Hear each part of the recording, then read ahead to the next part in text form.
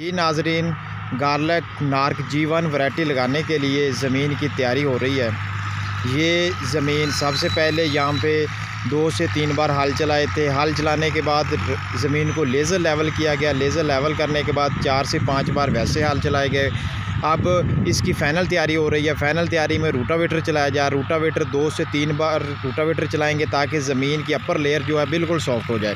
روٹاویٹر چلانے کے بعد زمین میں آرگینک میٹر ایڈ کیا گیا تھا اور فاسفورسی کھاد بھی زمین میں ڈال دی گئی ہیں اور وہ زمین میں کنزرو ہو رہی ہیں تھرو روٹاویٹر۔ اس کے بعد ہم اس کے کھیلیاں نکالیں گے۔ کھیلیاں نکالنے کے بعد اس کی سوئنگ کا پروسیس شروع ہو جائے گا۔ یہ ناظرین، روٹاویٹر چلانے کے بعد اب زمین پر فائنل تیاری کر رہے ہیں۔ فائنل اس میں کھیلیاں بنائی جا رہی ہیں۔ ٹریکٹر چل رہا ہے جسے عام ریجر کے ذریعے جو 30 انچ پہ مطلب کہ کھیلی بنتی ہے، 2.5 فٹ پہ جو کھیلیاں بنتی ہیں اسی کے ذریعے کھیلیاں بنائی جا رہی ہیں اور اس کھیلیاں بنانے کے بعد پھر یہاں پہ فائنل اس کی سوئنگ ہو جائے گی G1 گارلک کی۔ جی ناظرین، جیسا کہ آپ دیکھ رہے ہیں کہ زمین کی تیاری کے بعد کھیلیاں بھی بن گئی ہیں۔ اب سیڈ کو صاف کیا جا رہا ہے۔ سیڈ کے کلووز کو علیحدہ علیحدہ کیا جا رہا ہے۔ ایک سنگل کلووز کو ایک چوپر کے ذریعے لگایا جائے گا۔ تو اس کے لیے جیسا کہ آپ ویڈیو میں دیکھ رہے ہیں کہ کلووز کو علیحدہ کیا جا رہا ہے، صاف کیا جا رہا ہے۔ اس میں سے جو ان ہیلدی سیڈ ہے اس کو علیحدہ کیا جا رہا ہے۔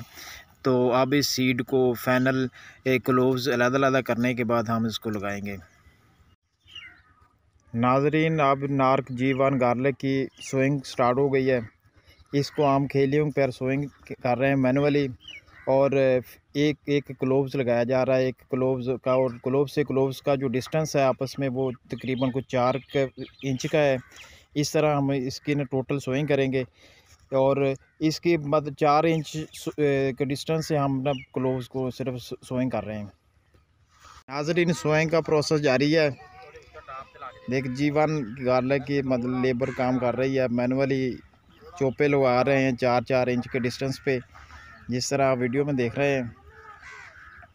یہ بچے لگا رہے ہیں لہسن کو۔